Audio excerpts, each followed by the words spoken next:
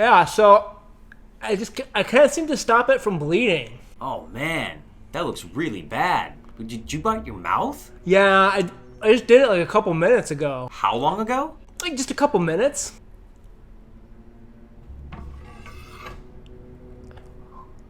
I can help you with that.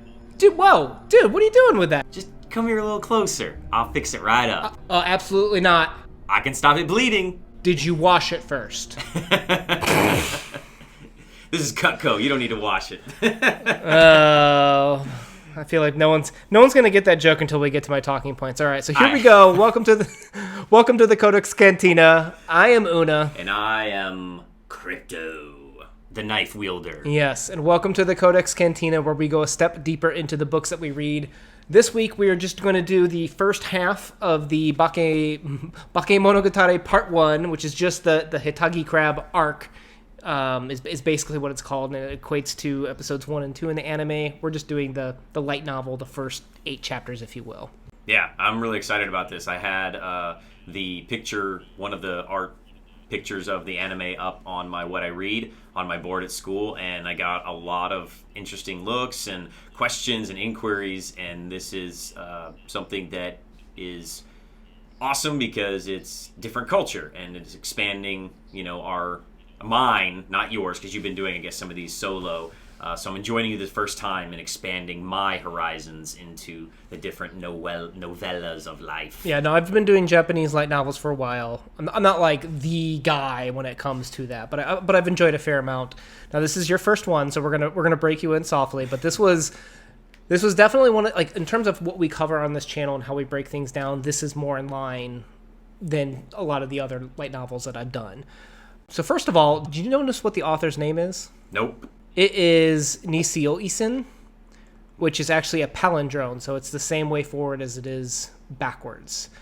And you probably notice there's a lot of play on words in this text. So if you're new to the Codex Cantina, what we're going to do is we're going to do some quick, initial reactions. We're going to go into the plot with some quotes and, discussion breakdown, and that's when we enter the spoiler territory. We'll warn you. But until then, we're just going to start off with some of this discussion. So you'll notice the author has a lot of plays on words. Like, you probably, when we're reading it here in English, we miss out on a lot because English, it isn't written the same way that Japanese is in terms of having symbology in a lot of the characters. Yeah, and I felt like that was one thing that really bums me out, was I really enjoyed this story, and I like the way that it unfolds, and I like the way that it's told, and I do, but I don't like the way it's written, and I think that's because I miss a lot in the transference of Japanese to English, and I wish I could read this in its original art, because I think that you would get a lot more out of it. I think so too, and obviously I miss out on that as well, but it is definitely a lot more choppy. The people love to talk about the dialogue, but the dialogue is choppy compared to what a natural, more fluid English writing would do for that, but it gives it character in a sense, like you've said. So one of the main reasons why I think people should care about this piece is I think this really embodies a lot of Shintoism, which is kind of Japan's original way of life. You could call it a religion. And a lot of that comes out in this piece, and it's just so ingrained in their culture. I love the way that this book kind of brought that out just naturally. I'm not even sure he did it on purpose, but it just came out naturally being of that culture. And I think some of the themes that I want to explore today are kind of like acceptance and purity. And I think that'll help explain a lot about this. But another thing that I think this piece is really well known for is the characters. If you haven't done a Japanese light novel before, the characters can be kind of second rate to the premise and the plot, which is unfortunate. Crypto and I typically read books that focus specifically on the characters, and this is a guy that will do that. I've got a quote from him.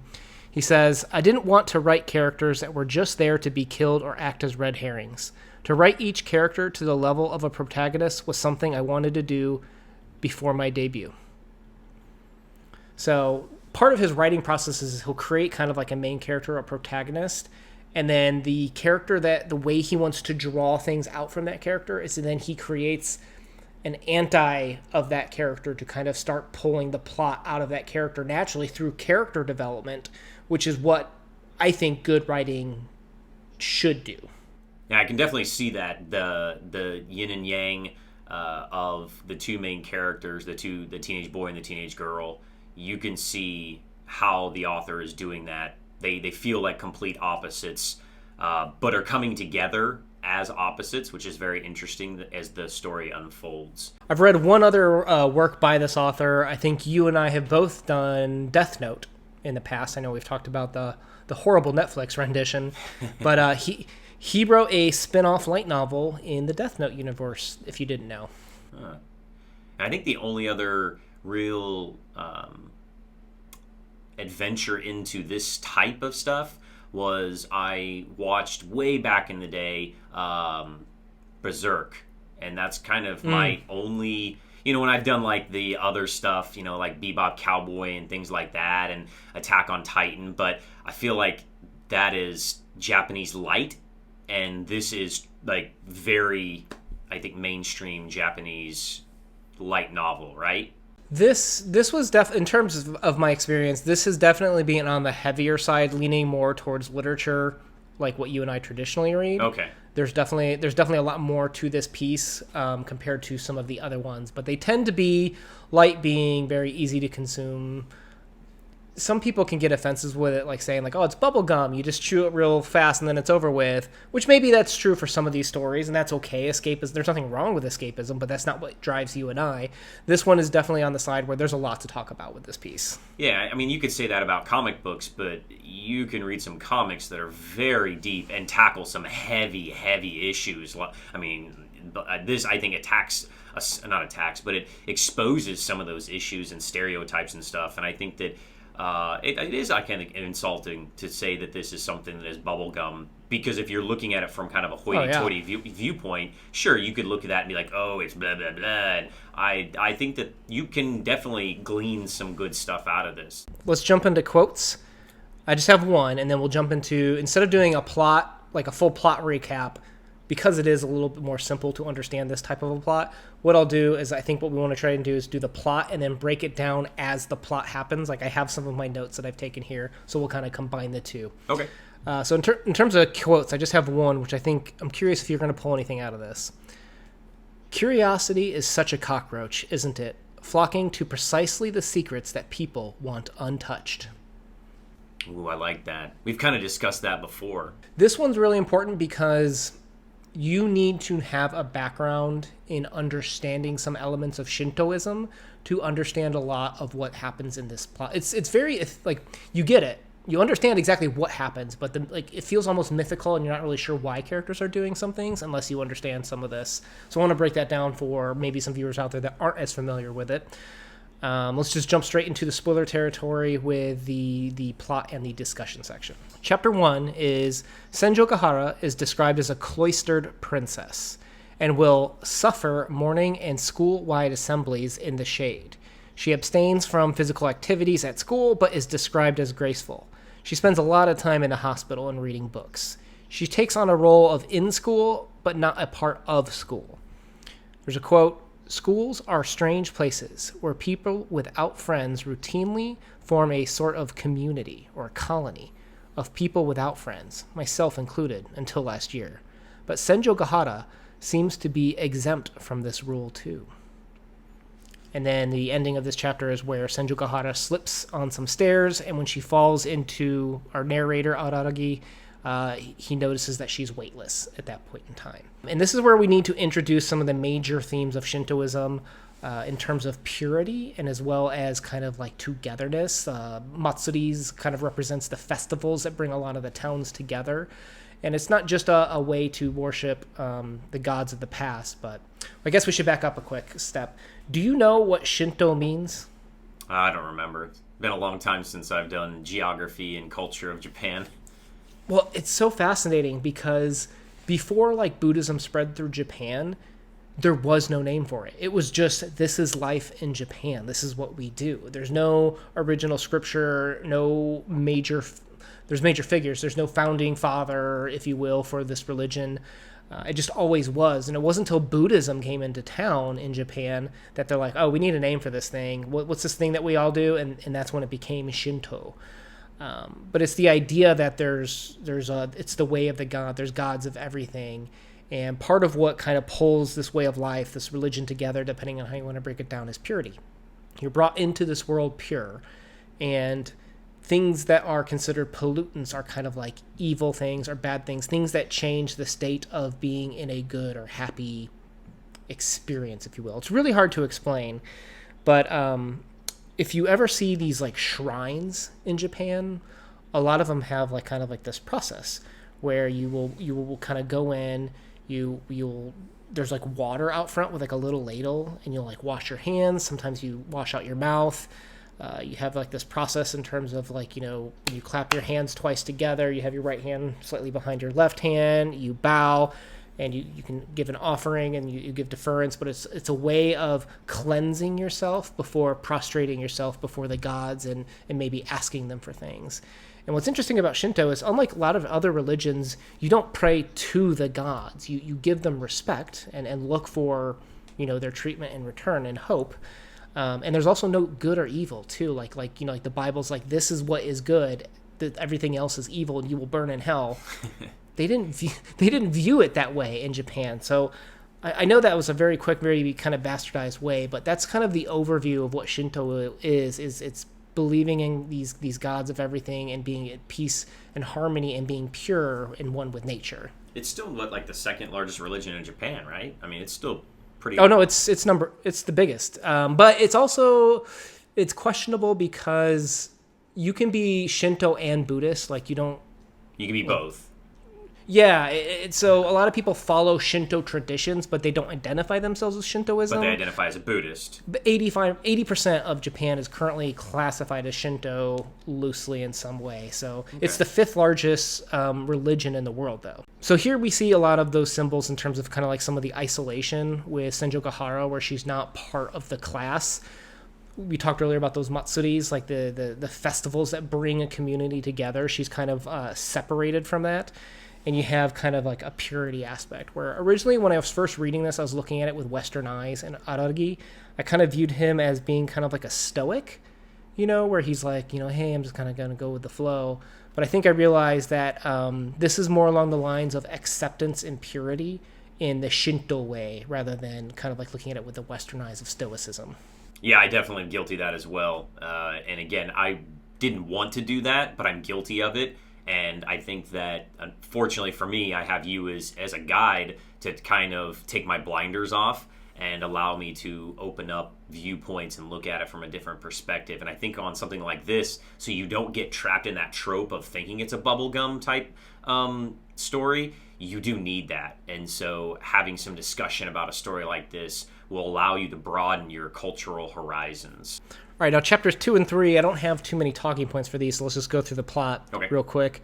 So later, Araragi speaks, and I'm sorry about my accent, it's not the best, speaks with Tsubasa Hanekawa, the president of the class. Araragi, that name is really hard to pronounce for me. Araragi thinks about Senjogahara getting doctor notes to not participate in strenuous activities. He wonders if it's because of her weightlessness. Hanekawa went to middle school with Senjogahara, and she says that she wasn't always this aloof and separate. And it was kind of when they entered into the school that something changed with her. And we also learned that her father is rich. In chapter 3, as Araragi leaves, Senjogahara stops Araragi and presses a box cutter into his mouth, interrogating about what they were just discussing. And a stapler. And she talks about now weighing 5 versus 50 kilograms, and she has been so careful to not let her secret out until she slipped on the banana peel the day that he was walking up the stairs and caught her. So she tells them about how she had met the crab, and she says, "It took my weight away, all of it." It's safe to say that the weight is a metaphor here, and we'll get more into that. But she staples the inside of his mouth and and has him promise to leave her alone. But he rushes after her, and that's when he reveals that his mouth has completely healed, as he's a recovering vampire, if you will. I like how it's intertwined together. So it doesn't waste any time, and I really like that. I appreciated that. They're both going through that Me Too movement. Like you can tell they're both supernatural in some way, and they're both not like in the class fully absorbed, but they're still kind of, reserved in some way. I think it's easy for a lot of teenagers, particularly going through like a system of where it's like a lot of cliques in high school, can associate with this feeling. Oh yeah, definitely. I could see how a lot of high schoolers would read this and say, okay, I know what it's like to be the outsider looking in. So chapter 4, now we're going to start cooking with some gas in the next few chapters. They head to meet Mr. Oshino in a rundown portion of town. Aragi explains that Oshino has helped him and Hanekawa recover from supernatural attacks in the past and can maybe help her. He then takes away her stationery. So here's my first question for you. Have you thought much about why stationary weapons? I was just very confused of like why weightlessness gives her the special fourth dimension powers. I was on the kind of same page as him of like, what's going on here? And so I didn't know, like, is it literally paper? Pencils, staplers, scissors, like, but if you think about it, the stapler is kind of like pinchers from a crab. I'm pretty sure that's why he kind of, I thought a stapler was kind of weird, but that's my only assumption, is that she's using that. But I think the idea here is that the stationary, like, she's, when he says like, hey, are we going to war? And she pulls out all these stationary items. I think it's meant to represent that these are a defense mechanism for her. Okay. And it's the idea that before they enter Oshino's place, he says, you got to take those off. It's the idea that she has to stop putting up a shield. And again, if you think about the crab's got the shell around it protecting its insides. But from a Shinto perspective, the shield, the putting up a false front, those are all false and impure ways to react with the outside world. It's not becoming part of that world. So this is the Shintoist idea that you got to bring down the shield and you got to accept the world as it is, accept things, and wash away impurities in order to accept that pure lifestyle that Shinto strives to be. All right, so all those okay, I see the imagery now. It makes more sense, because I was wondering when I was reading, like, it was rattling off like a list of all these things, and now I can see, oh, okay, those are the important things. And they even mention, the materialism stuff as well. Chapter 5, they head to Senjogahara's house where they shower, and Aragi remembers Oshino's words of Omoshi Kani, or crab of weight. It's always around you before you became anything and feeds off of you, and it is normally not harmful like a vampire. He says it doesn't possess you. And I think that line right there, when he's talking about it not possessing you, this is talking more about the crab being a representation of like your emotional baggage, and the idea that your emotional baggage isn't you. Like, the bad things that happen to you don't have to become you. You have to learn to accept them and move on, is kind of what he's talking about when he says that it doesn't possess you. And I think because this comes more important later, and we're in spoiler territory anyway, but the whole thing of, I feel like the way it might have been written for the repetition of her, like, getting undressed and redressed and undressed and redressed, and that whole interaction they're having, like when she's basically getting naked over and over and over again, I feel like it's her like testing herself, or testing the first male that she's had like an intimate contact or relationship with since she was basically sexually assaulted many years before. And I thought that was interesting, kind of her growth of how her going through that. I don't know, I might have been reading a little bit into that, but I was like, wow, this is really interesting of how she's going about, almost like a recovering addict, like going to a bar and saying, I've beat alcoholism. I felt like this is that what she was doing in that point. Was that something you got from that, or what did you think? Because I thought those scenes were very, very odd, but they were in there for a reason, obviously. I had an element of that. One is that she is shedding her outside skin, putting down her defense mechanism, and becoming pure, right? Yeah. But what was the first step that you do when you go into a Shinto shrine? You wash yourself, so that's why they showered. She's clearing away the pollution from her body, from herself, and if you remember, he even told them, like, when they get back in the next chapter, he's got that quote, "Yep, Missy, you look clean and pure. Well done. Just to make sure, are you wearing any makeup?" And so this is that. I mean, he says the word "pure" here, and that is like the defining word for Shinto, for Shintoism. So I think that kind of like reaffirms that. And then he goes to Aragi and he says, "You look your same old self." So I think he's kind of saying here that Aragi hasn't really shed his skin, or he is not pure yet at this point in time. But I think it all goes back to the fact that she was cleansing herself. And you'll notice, what colors was she wearing? She wearing white? No. Yeah, white shirt, white shirt, cardigan, white cardigan, white skirt, all white. All white. And he's wearing the white robes. All white robes. That's part of what a Shinto priest wears is pretty much all white.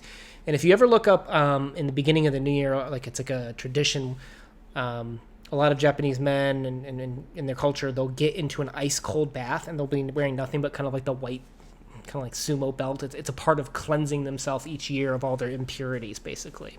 So this is, and then he even mentions the word Shinto at this point too. So this is heavily drawing upon that tradition of they're getting ready to perform this act, this religious ceremony, and they're going through a cleansing process before beginning it. And then they're praying to a god, right? And that's part of the ritual of cleansing themselves. It's super hard. Like this, I took a 300 level class on Buddhism in college, and it was hard to wrap my mind around.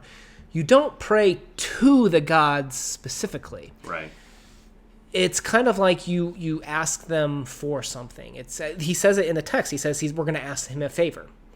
So it's not like they're worshiping, and the gods aren't all powerful. The gods in these traditions are not perfect. They make mistakes, and you'll see the way he treats this god. Like I think a lot of Western people are like, dude, he's just throwing this crap around like it's nothing. Like this is a god. Like this culture just works differently, people. Yeah, and I think that another thing that's mentioned is within that they mention how he messes up the timeline and how they view time differently as well, more circular than linear. And I think that's part of the kind of storytelling mechanism that I really liked as well. And it's almost like they're breaking the fourth wall as well and telling us, hey, I messed up in telling you this story because this is a very important plot point, or this is a very important character point for I can never say her name right. Senju Gahara? I really like that as well. And I think that's important because it comes back to the fact that she asked for this because of what was happening to her family. And we don't know that, but then later in the story we figure that out, and it's like, and that clicks. Yeah, you get that. That's the aha moment of this, right? So in that line of questioning when he pulls that out, right? Like he'll ask her questions like, when was your birthday? Do you remember her birthday? July 7th?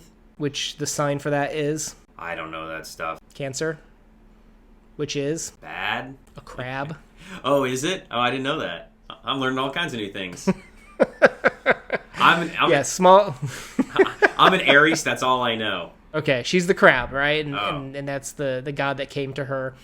And rather than face these issues that her family was going through, she kind of suppressed the memory. She gave away the memory. She gave them to the crab with the idea that she wasn't accepting and becoming one with things that happened to her. And that's not, from a Stoic or Shinto perspective, that's not the way things are supposed to go. You're not supposed to view as there are inherently good or evil things. It's accepting one with nature and learning how to live with it. And by suppressing those moments, this is that Shinto way of saying, like, hey, that's not the right way to do things. You need to learn to accept and become one with who you are. You are your own mistakes, and you are your own choices in life. And she obviously had not, and the weight was crushing her, and now she's free of all that. And this is where it goes into the point, if I remember correctly, where it talks about it just didn't take like her literal weight away, her mass, but it took everything away, and that's why she kind of is the way that she is. And she's I don't want to say apathetic, but it changes her personality, and it changes the way that she talks and the way that she treats people. And it did more than just take her weight away. It took away really kind of, if you want to go deep into it, maybe it altered her soul. Yeah, and they mentioned that too. There's even some kind of Judeo-Christian references here too, where they say like she's crucified to the wall. Yep. When the thing hits her, yeah. Do you remember? Okay, so again, we're talking about a crucifixion scene, right? What floor are they on? They're on the 3rd floor. I don't know what it is with authors and the ability to pull in 3 during crucifixion scene, but yep, got to have that magical 3. 3 days, Father, Holy, Son, Spirit. Yeah. 3 nails. Yeah. Well, and here's what's interesting too. So when we talk about giving away everything, the mother is paying for her child's issues by giving away all of their wealth. And when we think about a tithing, it's traditionally 10% from a Judeo-Christian perspective. Mm-hmm. It's interesting, too, that if you remember, her chance of survival was 10%. Is what the surgeons gave her of survival. And even when they're arguing about rounding, they're talking about rounding off to the 10th percent. And if you think about her weight, she was supposed to weigh 50 kilograms. She weighs 5, which is 10%. 10%. Yeah, so there's this interesting commentary here where I think he brought in those elements, but I think the idea, too, was not necessarily that you give away everything like you were just talking about so much as that you should be giving away a portion of your issues, in a sense, that rather than giving it all away, you're giving away all of your character. You should only be giving away a portion of it, in a sense. Yeah, I mean, because it shouldn't define you, but your transgressions and your mistakes and the good things and bad things, they make you who you are, and you need to let some of that go, but it still defines you as a person as well. But I still just don't see how somebody could say that this is just bubblegum, because you're just you're being judgmental. It's pretty damn deep if you look at all of the symbology and the religious aspects and the blending of the religions. I thought that it was very interesting. So go to the end. Let's finish this up. Yeah. So in the end, after they kind of. They couldn't see the crab, but she could. So again, reaffirming that these are her issues that she's struggling with, that she's having a physical fight with. After they get that taken care of, the last chapter is Aragi wakes up and he goes to weigh himself, and he weighs, 100 kilograms, was it? Yeah, he weighs 100. He's supposed to weigh 55, and he weighs 100. Yeah, so what did you... I'm curious what your takeaway was from that part. I thought that he felt bad that it was his fault, and he took on all of her sins. He took on he took her weight of her problems, because she said that she wanted him to be her friend, and he takes this upon himself now that he is basically her only connection to the world. And that weight of the world is now on him, and it's tearing him apart inside and out. And I think earlier on, like in chapter 2, some people I agree. It can't be bubblegum, because in chapter 2, that's where Hanakawa specifically says that he doesn't typically take an interest in others. And it's in chapter 3 when he chases after Senjo Gahara that he comes to this realization. I mean, he literally says the line that he wants to help her. And it isn't until chapter 7 when she says that she's willing to be his friend that's when he kind of takes on the weight, he takes on the bearing of this friendship, in a sense. That I think it's very clear that the relevance of a lot of what happens earlier in some of these chapters, like, it might not be clear. Like the shower scene might just seem like some strange option to give kids, like a sexual option of something enticing. The sudden accusations of Senjo Gahara saying like, "Are you looking at me?" It seems kind of random and abrupt. Like it felt like that way to me too when I was reading it, because I'm judging it with the eyes of not knowing her background. And then when NisiOisiN brings in some of her background about this assault, that brings a lot of context as to why she would be defensive, or why when she saw Oshino in his Shinto robes, why she reacted to a religion that way, right? Because she was she was about to be assaulted by a leader of a religious organization. So to me, when I look at like what this idea is of, having something traumatic happen to you and being able to face it, embrace it, understand it, that it's now part of you, doesn't mean you have to love it, but you can't view it as anything of giving the burden to someone else. Along with this ideas of Shintoism, with the acts of purity being one with nature, viewing defense mechanisms and the shell and the pincher and everything as being a way of shutting yourself off from nature and being impure.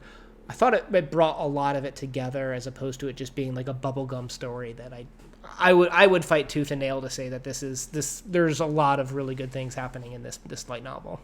So my last question to you, and maybe this will be answered further in the story, because I don't know what happens after here, obviously, is does she go back to weighing and having a normal life, or because he took the weight of it, it didn't restore to her, and how is that going to change his life now, being double the weight, double the burden? I have no idea. I think what would be really interesting would be, we've had a lot of seeds planted, like his supernatural background, and they talk about what happened last summer. There's a lot of talk about this cat with Hanekawa.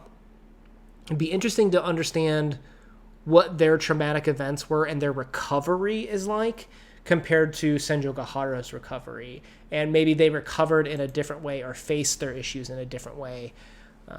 In terms of future and how that comes out, I have no idea if this weight is going to come back into play or not. But I'm more interested in what were those events I feel like that happened to these characters, because I know we're going to explore them with future readings.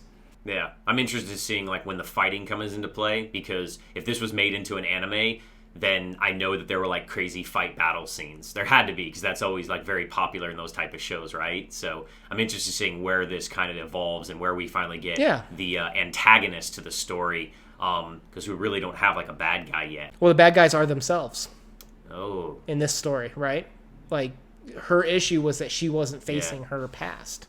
Her past was her bad guy. Yeah, so is it always going to be this internal conflict, or is there going to be some external eventually? I wonder. It's going to be interesting. All right, give me your rating of the Hitagi crab arc. I'm going to give it a 7.5. I really like all the religious aspects because I like studying religion. I like religion being used in fiction. I do not think this is bubblegum at all. I think it is tremendously deep, and I think that if you look at it from a certain point of view, you can get a lot out of it.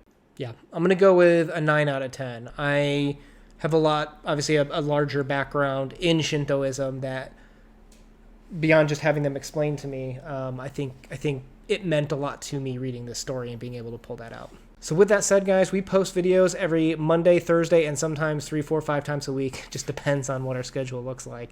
So if you want to talk more, we are going to continue going on with the Monogatari series. Please consider subscribing if you want to check out and hear more of our thoughts on it as we go through. Smash the like button. Peace out, guys. Peace.